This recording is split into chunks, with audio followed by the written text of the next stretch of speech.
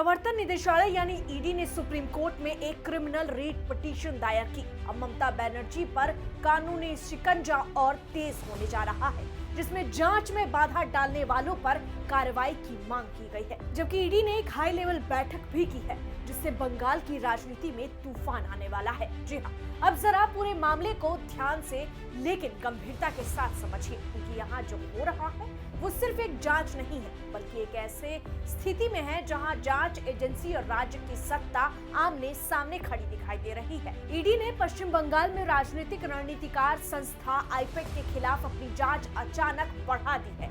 इसके पीछे एक पूरी चेन है। पहले ईडी सुप्रीम कोर्ट पहुंचती है और कहती है कि उसकी जांच में बाधा डाली गई और जहां उसे अपना पूरा काम ठीक से नहीं करने दिया जा रहा है, और उसी के बाद सुप्रीम कोर्ट मुख्यमंत्री ममता बनर्जी, राज्य के डीजीपी राजीव कुमार और कोलकाता पुलिस कमिश्नर मनोज वर्मा को नोटिस जारी करती है। अब ये कोई सामान्य घटनाक्रम नहीं है, क्योंकि जब मामला सुप्रीम कोर्ट की निगरानी में आता है तो जांच एजेंसी की जिम्मेदारी भी और ज्यादा बढ़ जाती है और कार्रवाई की रफ्तार भी। इसी पृष्ठभूमि में ईडी ने आईपैक के खिलाफ जांच को तेज कर दिया है।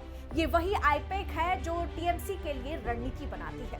बुधवार को कोलकाता में खुद ईडी के निदेशक राहुल नवीन मौजूद रहते हैं और उनकी मौजूदगी में एक हाई लेवल रिव्यू मीटिंग होती है। अब यहाँ एक बात साफ समझनी जरूरी है कि ईडी डायरेक्टर किसी भी केस में ऐसे ही जमीन पर नहीं उतरते। जब डायरेक्टर खुद समीक्षा कर रहे होते हैं तो इसका सीधा मतलब है कि या तो अब तक ऐसे इनपुट मिले हैं जो केस को और ऊपर ले जाने की मांग करते हैं, या फिर जांच को लेकर एजेंसी को गंभीर अड़चनें नजर आ रही है। इस हाई लेवल मीटिंग का फोकस साफ तौर पर आईपैक और उससे जुड़े कथित मनी लॉन्ड्रिंग पर है। मीडिया रिपोर्ट्स के सूत्रों के मुताबिक इसी समीक्षा के बाद अब अगला कदम तय किया जा रहा है, और वो कदम है आईपैक के प्रमुख प्रतीक जैन को पूछताछ के लिए समन भेजना। यानी जांच अब सिर्फ दस्तावेजों और बैंक स्टेटमेंट तक सीमित नहीं रहने वाली, बल्कि सीधे उस व्यक्ति तक पहुंचने वाली है जो संस्था के संचालन और फैसलों का केंद्र माना जाता है। यह अपने आप में इस बात का संकेत है कि ईडी अब मामले को निर्णायक दिशा में ले जाना चाहती है। अब सवाल ये है कि आईपैक इस पूरे केस में क्यों अहम माना गया है। यहाँ आपको बता दें कि ईडी की जांच का मूल बिंदु है कोयला तस्करी से जुड़ा मनी लॉन्ड्रिंग। एजेंसी का आरोप है कि अनूप माझी नाम के व्यक्ति ने पश्चिम बंगाल के अलग अलग इलाकों में अवैध कोयला खनन पर करोड़ों करोड़ों का काला धन इकट्ठा किया।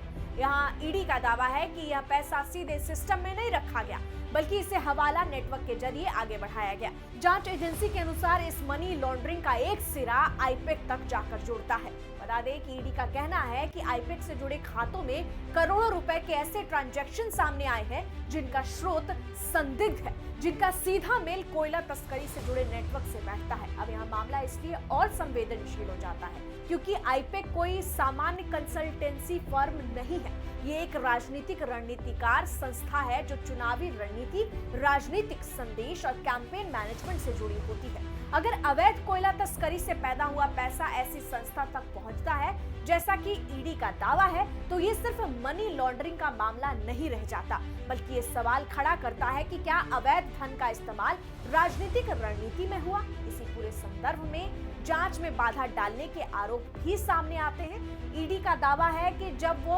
आईपैक के दफ्तर और उससे जुड़े ठिकानों पर तलाशी ले रही थी, तब ऐसे हालात बने जिनसे जांच प्रभावित हुए। एजेंसी का कहना है कि जरूरी सबूतों तक पहुंच में रुकावट आई और इसी वजह से उसे सुप्रीम कोर्ट का रुख करना पड़ा। सुप्रीम कोर्ट द्वारा नोटिस जारी किया जाना इस बात का संकेत है कि अदालत भी इस आरोप को हल्के में नहीं ले रही है। अब मौजूदा स्थिति ये है कि ईडी ने जांच की रफ्तार बढ़ा दी है, डायरेक्टर लेवल पर निगरानी शुरू हो चुकी है और आईपैक प्रमुख को समन भेजने की भी तैयारी बताई जा रही है, और पूरा मामला सुप्रीम कोर्ट की निगरानी में चल रहा है, जबकि इसमें ममता बनर्जी की भी मुसीबत नजर आ रही है। इसका मतलब साफ है कि ये केस ना तो ठंडा पड़ रहा है और न ही सिर्फ कागजी कार्रवाई तक सीमित है। आने वाले दिनों में प्रतीक जैन से पूछताछ होती है या नहीं, ये तय करेगा कि जांच किस दिशा में आगे बढ़ेगी और किन किन परतों को खोला जाएगा। तो कुल मिलाकर तस्वीर ये है कि कोयला तस्करी, मनी लॉन्ड्रिंग और जांच में बाधा के आरोप अब एक ऐसे मोड़ पर पहुंच चुके हैं जहां एजेंसी पीछे हटने के मूड में नहीं नजर आ रही है।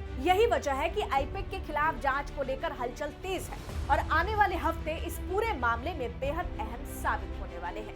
गौरतलब है कि ममता बनर्जी पर सबूत मिटाने के भी आरोप लगाए जा चुके हैं और ईडी कहती है कि ममता बनर्जी जांच के बीच में आई और कई फाइलें लेकर गई, जहां कथित तौर पर उसे फाइल चोरी बताई गई और सबूत की चोरी भी बताई गई। बहरहाल इस पूरे मामले में आगे क्या कुछ होगा, हम आप तक खबर जरूर पहुंचाएंगे। फिलहाल इस मामले पर आपकी क्या राय है, प्रतिक्रिया कमेंट में जरूर लिखें। मैं आपके साथ रंजना उपाध्याय, आप देख रहे हैं HCN न्यूज। धन्यवाद।